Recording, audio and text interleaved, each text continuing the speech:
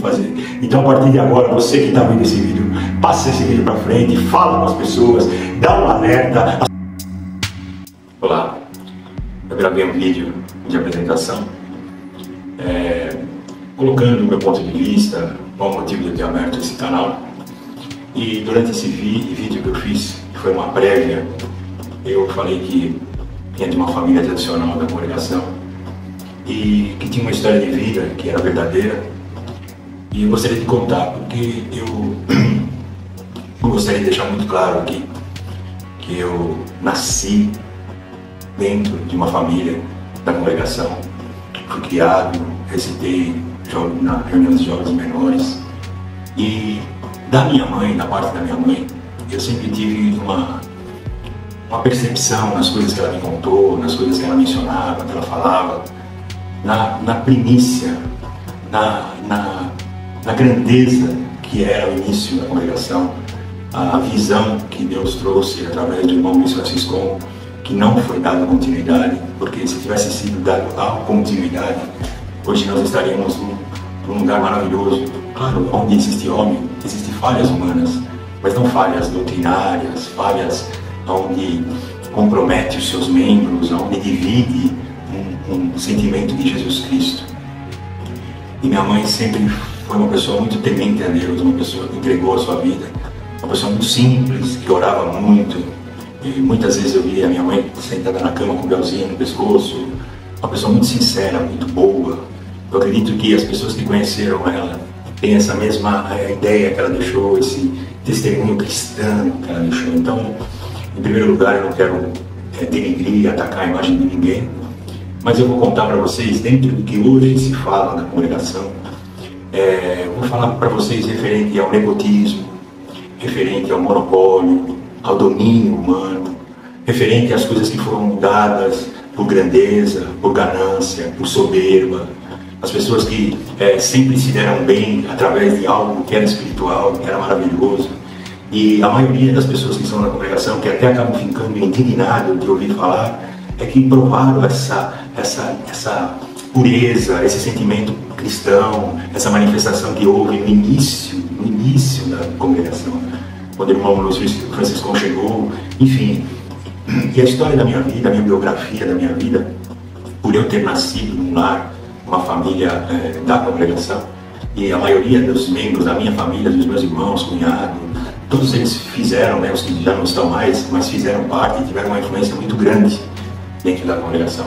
Então eu vou colocar a minha história, e dentro da minha história vocês tirem a conclusão a que ponto chegou e na mão de quem está a congregação, na mão de quem ficou a congregação, quais foram as atitudes que foram tomadas e de uma certa forma alteraram aquele caminho que foi iniciado lá quando o irmão Luiz Francisco trouxe essa visão e essa revelação. Para começar, eu queria dizer para vocês que a minha mãe sempre falou para mim, eu morei muito tempo com ela e a gente conversava muito, e várias conversas que ela me falava, e no início tudo era movido pelo Espírito Santo, era algo assim que eles esperavam para poder chamar o hino, para orar, principalmente a palavra. Quando se levantava alguém para o ministério, era por divina revelação, Deus fazia sentir, confirmava, tudo era muito voltado para o lado espiritual. Eu acho que não teve a continuidade até da parte de estudo bíblico, de conhecimento da Bíblia, devido às pessoas que assumiram a frente da congregação. Mas o irmão Luiz Francisco, ela mesmo falava que a irmã Rosina, que era a esposa dele, ela era uma espécie de uma cooperadora de jovens, ela estava com jovens, ela ensinava as escrituras, e ela até uma vez, eu lembro, que eu nunca mais esqueci, um dia nós chegamos no culto e ela falou para mim assim: nossa, eu gosto tanto daquele hino, toca para mim. E naquela época eu tocava flauta, peguei e toquei o hino, e eu falei para ela: por que a senhora não chama esse hino, tanto que a senhora gosta?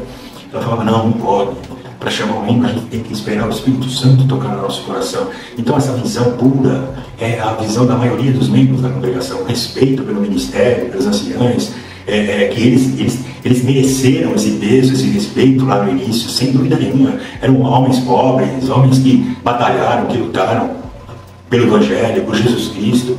E aí depois começou esse sistema religioso, onde houve nepotismo, onde houve exclusividade, onde houve rebatismo, onde a falta de conhecimento da palavra de Deus alterou aquilo que era tão puro, que era tão verdadeiro. Então vocês que são membros da congregação, eu espero que vocês tenham essa percepção, essa sensibilidade naquilo que eu vou contar aqui.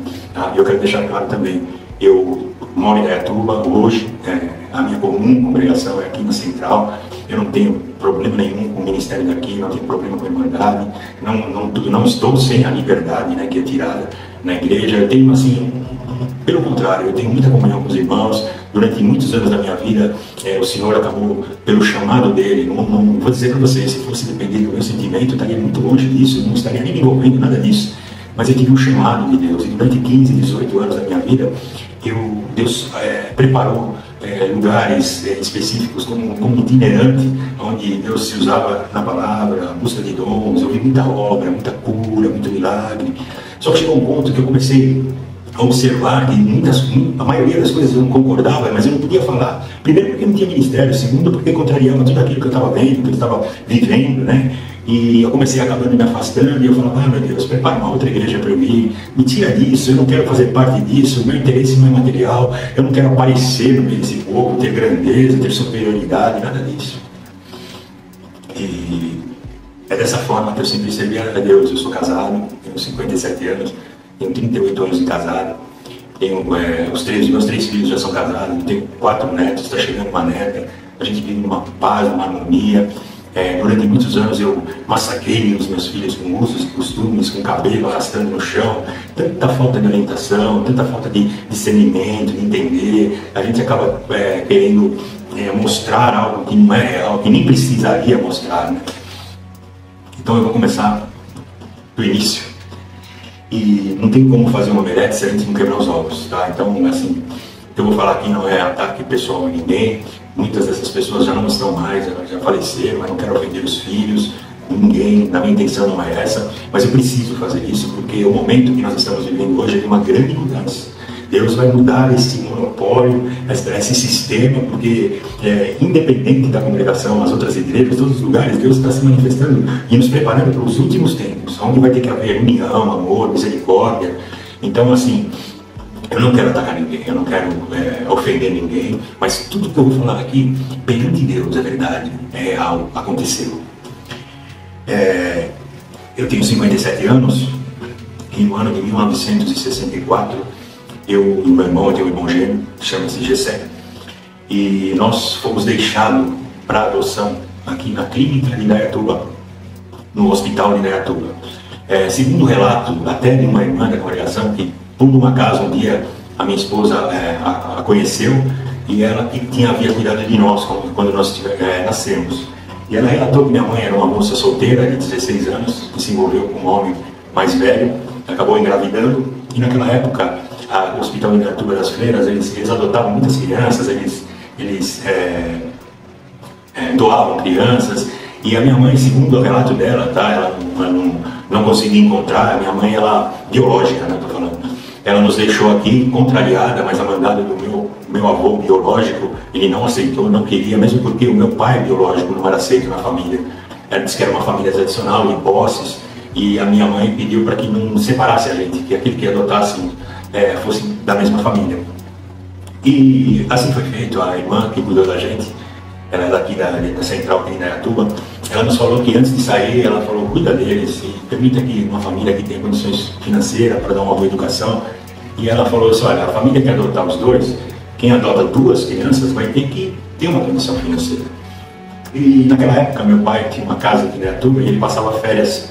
E no ano de 64, a igreja era pequenininha, estava começando, inclusive há um bom tempo a igreja foi dentro da minha casa aqui em Indaiatuba. E tinha uma irmã, a irmã Mercedes, que é mãe do Josi.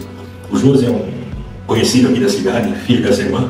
Ela foi dar à luz no hospital, justamente nos dias que nós estávamos lá para o hospital. Nós nascemos aqui e fomos deixados lá para ser adotados. E ela, através do movimento do hospital, ela ficou sabendo que tinha 2 meninos que estavam muito doentes, que precisavam de adoção. E aquilo se espalhou através das minhas irmãs, do meu pai, esse caso também. E meu pai, ele teve, quando eu fui adotado, ele tinha 16 filhos.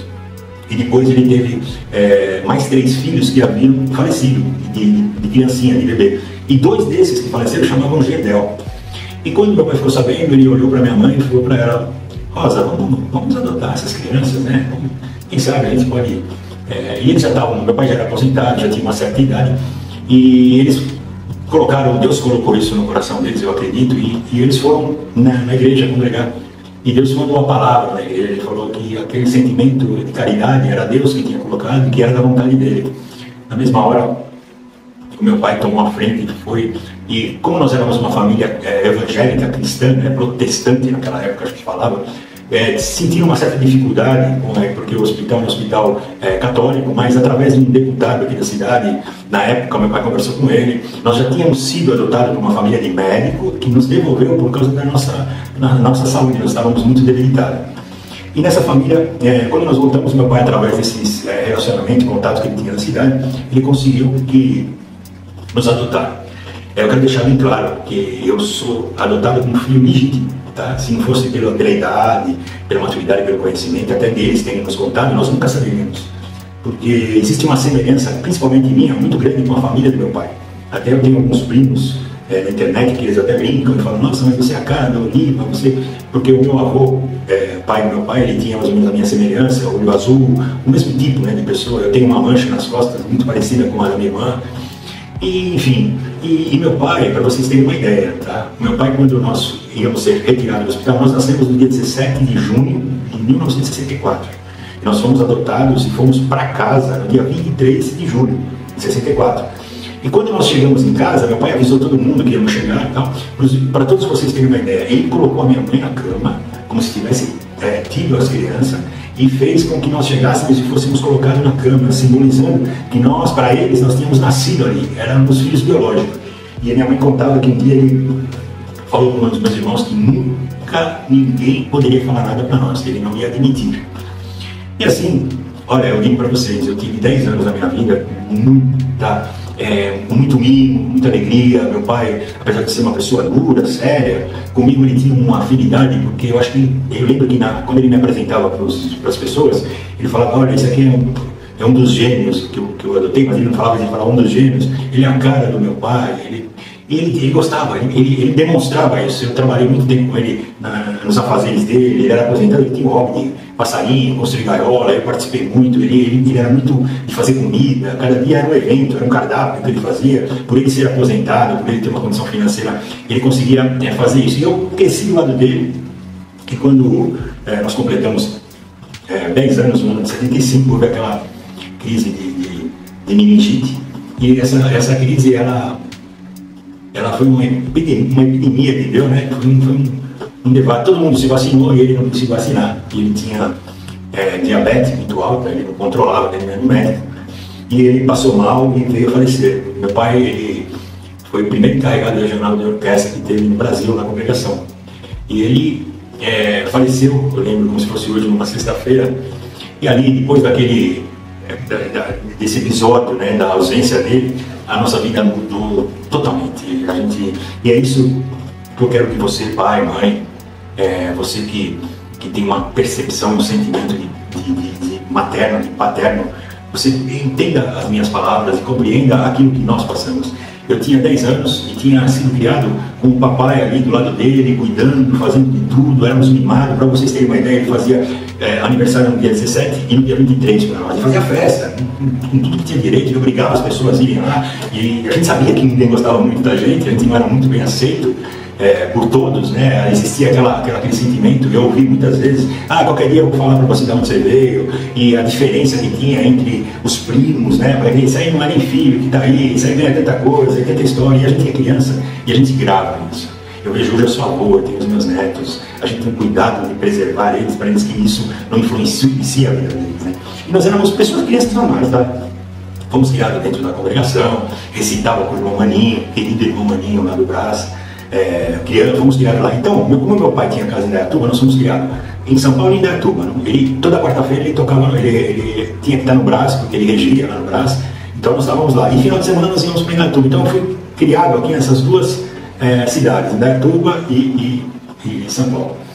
Quando meu pai faleceu, nós tínhamos uma vida estruturada, uma vida boa, tínhamos casa em Indaiatuba, casa em São Paulo, apartamento em Santos, até que foi uma doação do meu tio.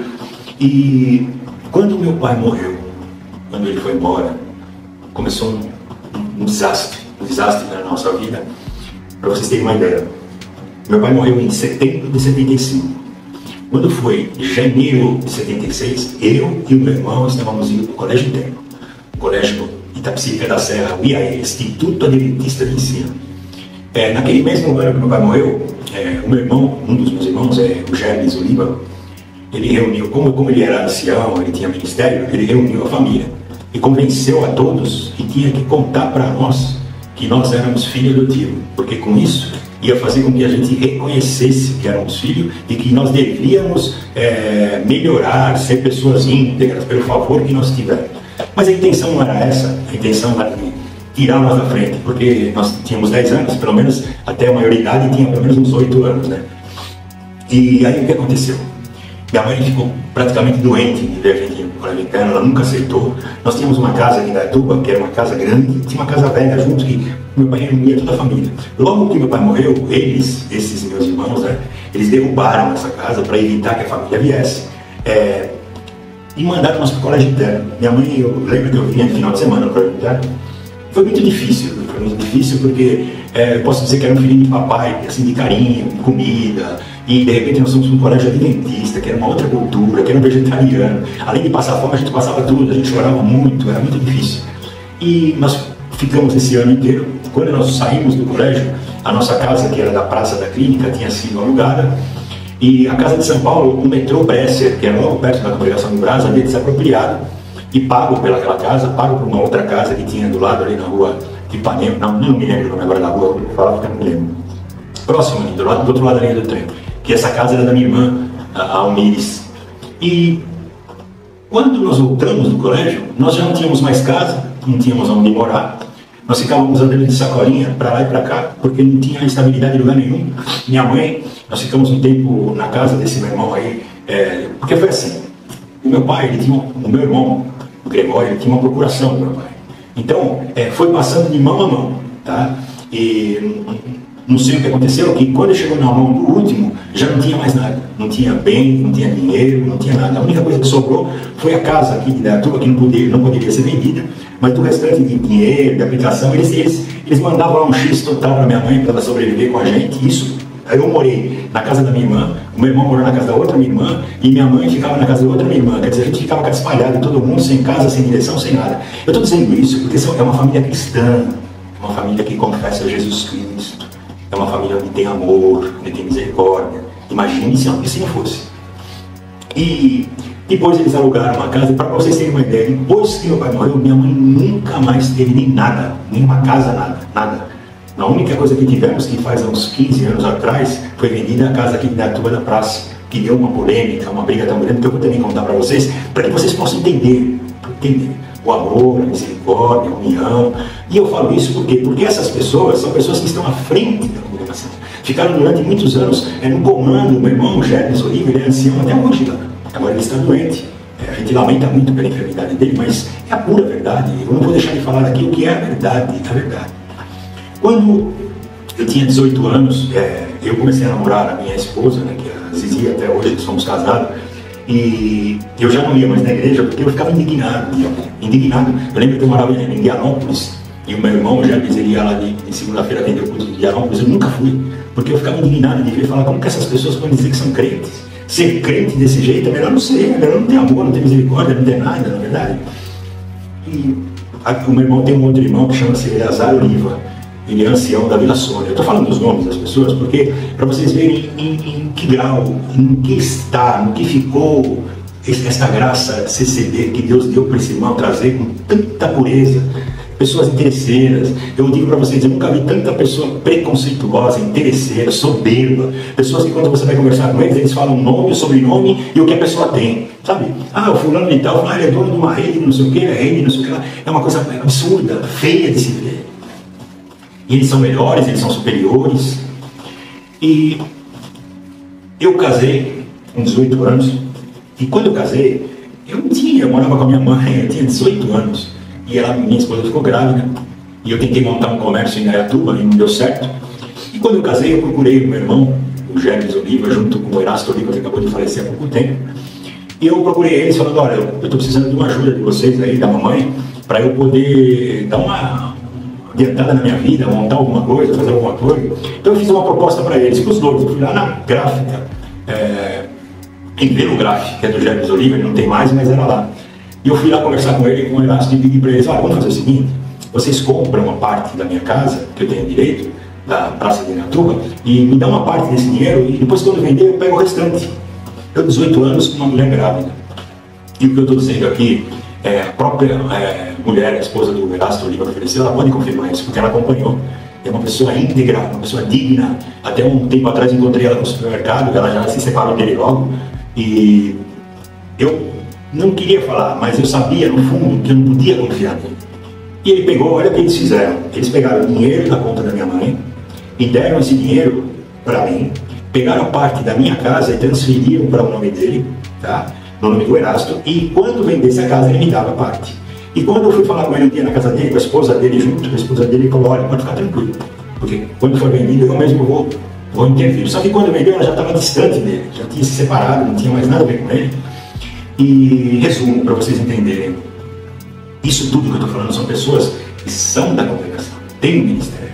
E agora em 2014, 13, não lembro, não, desculpa, 2004, 2005, nós estávamos vendendo a casa, foi vendido mais ou menos essa data, e o meu irmão Gessé, que é gêmeo comigo, ele moveu uma ação contra eles e conseguiu receber na justiça uma parte total do que ele tinha direito. Porque eles queriam dividir a casa em 18, mas eram 8, porque eles queriam dividir com as mulheres. E meu irmão moveu uma ação, ganhou essa ação, ganhou dinheiro. Eu não pude fazer isso, por quê?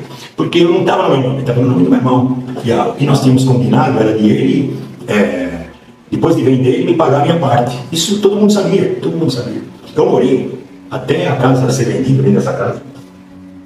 E quando foi vendida a casa, eu sou da cidade, eu trabalhei como corretor, eu conheço todo mundo na cidade, e eu fiquei sabendo que a casa tinha sido vendida por X. Por quê? O que eles fizeram? Eles pegaram e venderam a casa por um preço, falaram que era outro preço, para que esse outro preço fosse dividido com todos, e eles saíssem bem. Só que o valor real ia ser dividido entre eles, tá? Inclusive, esses dois, o Eleazar e o Gêmeos, um dia eu pedi para o meu cunhado, o Jorge Cury, vir dar tudo que eu queria conversar com ele. Quando eu descobri, fiquei sabendo de tudo. Porque é tudo feito assim, na escondida, né? Eu, quando eles estiveram em casa, estava ele e a minha irmã, a Venúcia, a esposa dele, sentada na minha frente, na sala, minha esposa junto, eu falei: olha, Jorge, foi feita a negociação da casa e não foi vendido pelo valor que estão falando. E eu ainda falei para ele: os outros não tem problema, mas o Gêmeos e o Eleazar são anciães da igreja.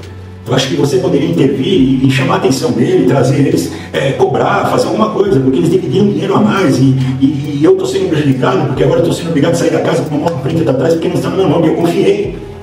Presta minha atenção.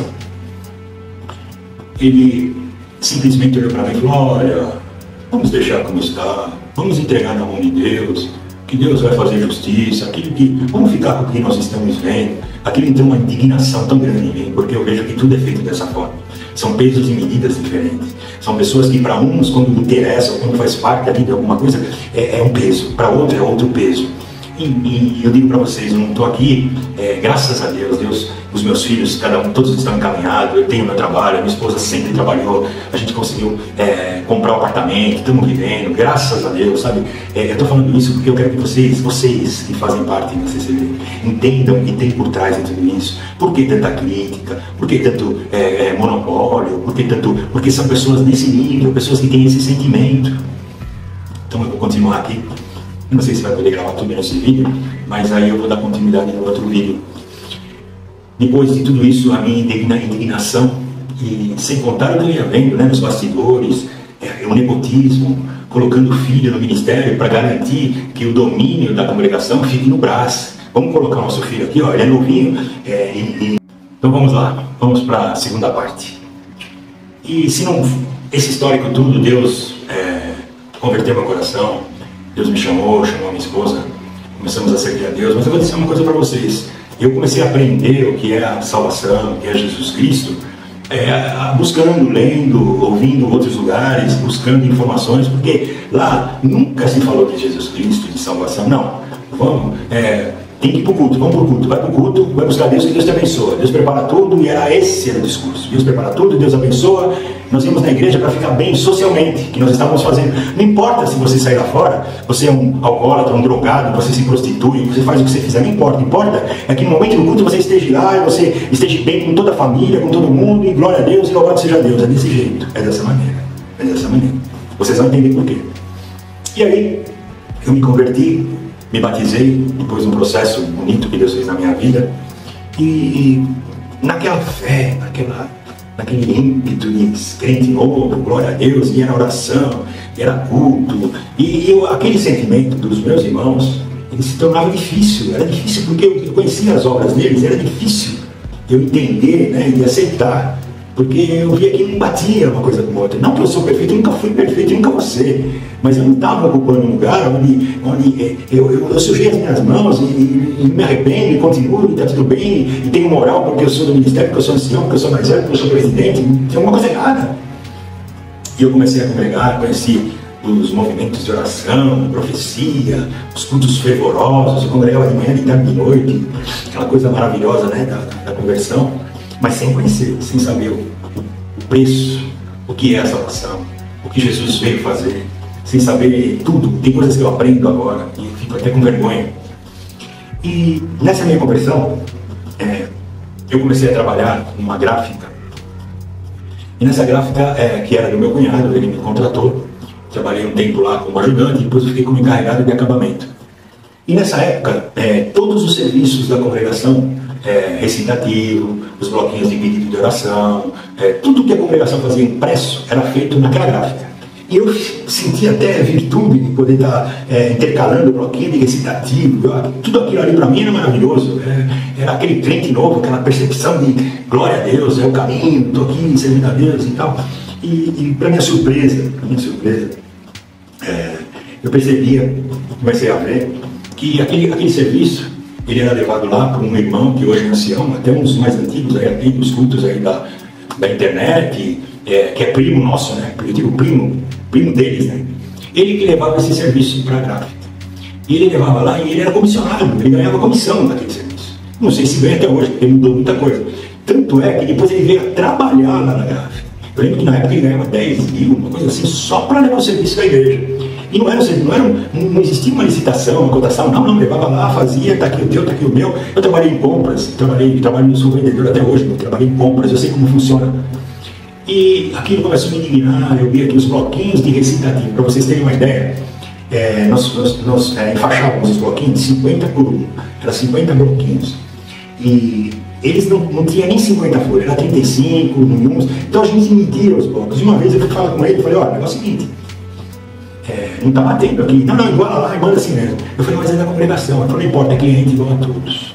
Então quer dizer, não tinha benefício algum. Não tinha nada que estava sendo feito como uma oferta ou como... Não, pelo contrário. E essas coisas foram me indignando. Eu lembro que os irmãos, essa pessoa que era dona dessa gráfica, ele era praticamente um alcoólatra, bebia, xingava, brigava com todo mundo, e de repente num dia comum aparecia lá os irmãos lá do Ipiranga, ancião de Ipiranga, irmão não sei quem, que em missão, em viagem, tudo aquilo dava uma confusão na minha cabeça. Eu tinha 20 e poucos anos, eu falei, meu Deus do céu, o que é isso aqui? Aí eu ia orar na casa dos irmãos simples, a Irmandade buscando a Deus, clamando a Deus, e eu comecei a ver, sabe, coisas que eu convivia, aquela família, aquele monopólio, aquele nepotismo, as pessoas sinceras. Eu vi tanto milagre, eu digo para vocês, eu participei de tanta coisa linda, com sinceridade, Irmandade pura, que entregava a vida, as pessoas que davam coleta, então você começa a ver aquele sentimento. E aí, para piorar, eu fui trabalhar na cozinha do Brasil. Eu vou falar muito delicado agora, e eu até peço perdão para os filhos, para a família, mas eu preciso falar. A Irmandade precisa saber, precisa entender o que está por trás de tudo isso. Porque é fácil pegar um crítico, uma pessoa que está falando e descer o pau nele. Eu concordo que tem muita gente que não tem sentido o que está fazendo. Eu estou fazendo isso, sabe por quê? Porque eu quero que você, que é sincero, que é verdadeiro, que você enxergue, que você compreenda, que haja uma mudança, que esse monopólio, esse domínio que tem ali seja tirado de lá, seja dividido, ou seja, cada um faz o seu. Tem que parar isso. Chegou a hora de parar com isso. É um absurdo tudo isso. E eu comecei a trabalhar na cozinha do Brás. O meu cunhado, ele era chefe da cozinha e ele resolveu me colocar Eu comecei a trabalhar o primeiro ano, em 86, como garçom. Depois eu fui para a cozinha ajudar na parte das carnes. Para vocês terem uma ideia, que é até engraçado, eu ia entrar no irmão que trabalhava lá, que ia para diácono. No fim, acabou no indo e eu acabei ficando junto com ele lá na cozinha, trabalhando até quando eu saí. Hoje o Brasil não é mais assim, essas pessoas não trabalham mais lá, foi mudado todo o sistema, enfim. Mas na minha época que eu trabalhei lá, e eu era crente, viu? Eu era temente a Deus, congregava toda noite, orava, e queria fazer o bem, queria ajudar, e pregava a palavra, só que tinha um choque térmico, uma contrariedade com aquilo que eu vivia lá dentro, que eu estava vendo. Para vocês terem uma ideia, eu trabalhei lá uns 15 anos, dentro da congregação do Brás, tá? Na casa do caseiro do Brás. Todo dia que tinha almoço na cozinha, que os irmãos estavam lá, iam lá, oravam, aquela virtude, eu chamo o irmão tal para vir orar aqui para nós, chama o irmão tal, os irmãos que estão ouvindo, vocês vão lembrar disso. Chamava para orar, tanta coisa. Quando dava 9h30, 10 horas, 10h30, esse meu cunhado com alguns ali da cozinha, eles subiam na casa do caseiro, e lá tinha uma mesa com bebida, com uísque, com estranheg, com isso, com aquilo, tinha uma mesa lá. A caseira da igreja põe a mesa para eles lá, com petisco, e eles bebiam conhaque, toma um conhaquinho, toma um vinho, toma isso. E no meio da reunião de ministério, na semana da Assembleia, era feito isso todo dia. Teve um dia lá que estragou a comida, uma comida fresquinha, estragou tudo, e eles começaram desesperados, não vamos mais fazer isso, vamos fazer isso, e a partir de hoje não vamos mais, mas continuaram, sempre, todo dia. E vocês que me conhecem, que trabalharam comigo na cozinha, vocês sabem que o que eu estou falando é verdade. Eu ficava indignado, eu comentava com alguns irmãos ali, falava, meu Deus do céu, como é que pode isso? Sabe? E o dinheiro que ia, o dinheiro que entrava, e todo mundo fazia vista grossa, por quê? Porque todo mundo dependia. Esse meu cunhado, ele era dono, ele foi falido, ele morreu falido, mas ele era dono de uma transportadora, fazia parte, né? Não é que era dono, ele tinha uma parte, que depois ele foi tirado dessa parte, e não quero falar o nome, porque é uma família que eu não tenho nada contra, eu estou falando do meu cunhado, tá? Eu estou falando desse meu cunhado, porque eu quero contar para vocês o que eu fiquei sabendo depois que ele morreu. E aquela indignação, tudo aquilo começou num momento da minha vida que eu falei, quem que eu vou levantar aqui para pregar a palavra onde eu estou?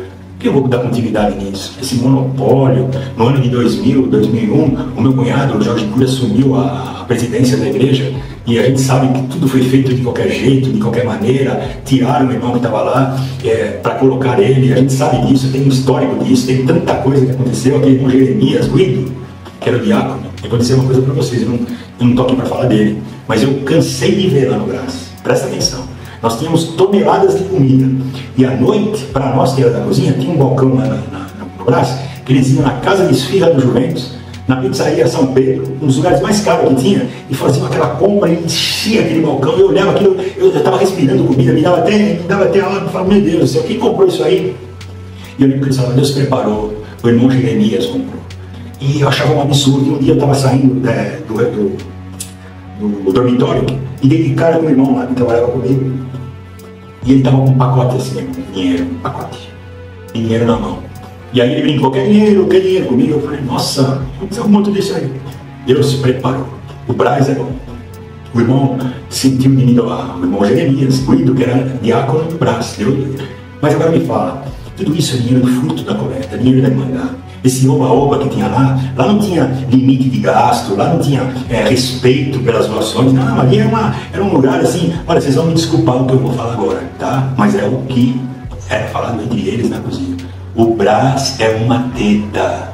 E Brazão bom, era isso que falava. E todos vocês, Toninho, que hoje é ancião, o Kleber, que hoje é ancião, vocês trabalharam comigo lá e vocês sabem que isso que eu estou falando é verdade. Mas você não devia ter falado isso, eu tinha que deixar na mão de Deus, não. Deus vai pôr um fim em tudo isso daí. Deus vai acabar com tudo isso daí. Já chega, já deu tempo. E, enfim, esse meu cunhado, que era da cozinha, ele era um alcoólatra, ele era bêbado, ele bebia todo dia, toda hora, todo momento. Ele tinha um barzinho de bebida atrás do porta-mala do carro dele. Quando ele era rico, ele tinha um carrão com um porta-mala com refrigerado, que ele tinha uísque, tinha conhaque, tinha bebida. Ele era assim. Mas ele era aceito por quê? Porque ele era rico, ele tinha dinheiro, todo mundo dependia dele, trabalhava com ele que dava as ordens, né? E ele tinha uma chácara em Valinhos, isso que eu vou contar muito sério. E graças a Deus que ele morreu, porque senão não sei o que ia acontecer. Um dos filhos dele casou, que é um que ficou viúvo agora, inclusive foi esse casamento dessa esposa dele. Ele casou no Paraná, com uma família do Paraná, e eles levaram todas as famílias para lá com um ônibus. Ele fretou o ônibus lá e levou todas as famílias. E eu tinha uma filha, que chama-se Rosa Espina Oliva Netra. Eu coloquei o nome da minha mãe em homenagem a ela. E graças a Deus que ela recebeu uma dádiva em cima desse nome, porque ela é uma pessoa pacífica, uma pessoa maravilhosa. E isso eu dou graças a Deus. Essas coisas não têm preço, não é dinheiro que compra. E ela era uma menina, ela devia ter uns 10 anos, mais ou menos, 8 anos, 10 anos, mais ou menos. A idade das minhas netas agora. E elas vão ser dama de honra ali do casamento. E estavam experimentando roupa, estavam se preparando, né, para poder ir nesse lugar. E eles acabaram indo varinhos, porque não mediam, faziam não sei o que e tal. E eu fiquei sabendo, depois que ele morreu, que ele buliu com ela. Ele abusou dela. Ele era um bêbado, uma pessoa sem limite, sem escrúpulo. Porque se ele tivesse dito, se eu tivesse ficado sabendo isso depois, eu não sei o que iria acontecer. Quando eu fiquei sabendo disso, veio uma indignação, uma tristeza, uma angústia. E ele era uma pessoa que todo mundo, para vocês terem uma ideia, ele era uma pessoa que ele podia fazer o que ele queria. Ele arrotava, ele peidava, todo mundo dava risada, tudo era bonito. Depois ele virou um alcoólatra, andando pela rua, desempregado, sem dinheiro, sendo despejado. E aí depois acabou morrendo com 60 anos, eu acho que foi mais ou menos isso. Para vocês terem uma ideia, um dia eu fui num bar, perto da casa onde ele morava, eu almoçava lá, eu era vendedor e eu almoçava lá. E quando eu entrei no bar, ele estava saindo. Ele me viu, ficou sem jeito, eu peguei e dei um beijo nele, né? E ele foi embora. E a dona do bar falou assim: poxa, vida, você conhece ele? Eu falei: conheço, ele é meu cunhado. Eu falei: que pena, né? Que dó que ele está desse jeito. E ele vem aqui, a gente dá uma bebida para ele, e a gente vê uma pessoa que nos ajudou muito e não sei o quê. Então, assim, eu digo para vocês: tudo que é feito, não tem. Você pode falar assim: mas isso é uma pessoa, um caso isolado. Não é caso isolado. São várias pessoas. Pessoas que morreram lá dentro do ministério, ocupando o ministério. Pessoas que fizeram vista grossa, por quê? Porque é conveniente, porque faz parte do clero, da família, entendeu? Se fosse... Bom, é a última parte do vídeo, tá? É como eu estava falando, não é um caso isolado, é um caso, é uma cultura deles, é o pensamento deles. Existe esse sentimento de superioridade, de domínio, que acabou passando para a própria instituição, que é uma instituição séria, pura, que se seguisse o que Deus mostrou para esse irmão Luiz Franciscão, seria perfeito, seria até perfeito demais, mas entrou o ser humano. Aí, como eu estava falando, não é um caso isolado. Eu estou falando aqui de um ancião presidente, estou falando aqui de pessoas que estão lá como ancião até o dia de hoje, que exercem um cargo e não há arrependimento, porque não há mudança. Eu acredito que só existe arrependimento quando há mudança. Se você não mudar, você não se arrependeu, você continua: mas eu não faço mais, mas você acaba concordando com o que está fazendo. Eu vejo os meus primos aí, todos eles para o ministério, com a intenção de, vamos colocar agora que são novos, porque não vai sair o domínio do Brás. E foi assim com os filhos do Jorge, foram assim com os netos, os meus primos que fazem parte da outra família. E se eu for aqui ligar as famílias para vocês, todo mundo, eles casam entre primo, para que não haja mistura. É tudo muito manipulado. Então a congregação tem que sair da mão dessas pessoas. A congregação Deus tem que iluminar, vocês que estão aí dentro, que já enxergaram, que vocês, os bastidores, você falam, mas quando estão na frente deles, vocês têm medo, mas vocês têm uma obrigação e compromisso perante Deus de fazer alguma coisa, de chamar lá todos e falar: pera um pouquinho, chega disso daqui, acabou isso daqui, acabou o recreio, deu sinal, o sinal foi dado agora na pandemia.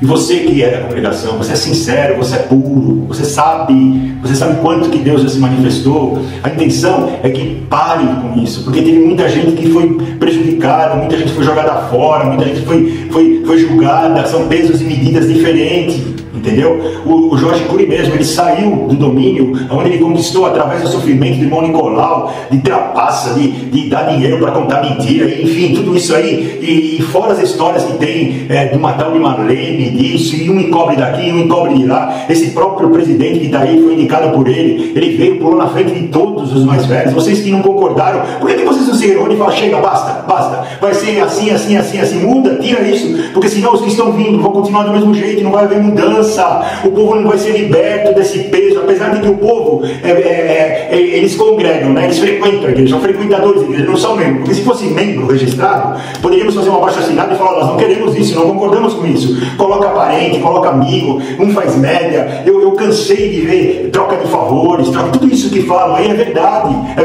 Eu não vou ficar detalhando, falando o nome de pessoas, porque vocês já têm a sensibilidade de saber que tem que mudar, tem que deixar disso. Tem irmãos lá que estão lá hoje fazendo parte, irmãos que que fizeram parte da minha mocidade, que eu sempre tive muito respeito. Você chegou a vez de vocês baterem na mesa e falar: olha, vamos acabar com tudo isso. Mostra, faça alguma coisa. Diga: olha, nós erramos até aqui, nós vamos abrir uma anistia, vamos perdoar todos que nós erramos, faltou luz, faltou conhecimento. Traz a Irmandade de volta. Pede para o Espírito Santo voltar a falar na vossa boca, porque fica aquele discursinho, aquela conversinha. Vocês pensam que o povo não percebe, não sente a falta do Espírito Santo, da luz, da presença de Deus? Vocês estão enganados, vocês estão enganados. O povo tem essa sensibilidade, essa percepção. Tem irmãos que estão lá na frente, irmãos que eram referências, hoje estão lá: oh, sim, vê tanta coisa errada, nós não podemos pôr a mão na obra. Não é pôr a mão na obra, é pôr a mão na mão do homem, deixar Deus fazer o que tem que fazer. O que adianta ter ministério? Eu tinha medo de ter ministério. Sabe por quê? Porque eu ia ser mais um marionete lá, tendo que falar só que eles querem ouvir, ou se não seria uma pessoa que seria perseguida, enfim, e tanta coisa. Então, olha, essa é a minha história, meu depoimento.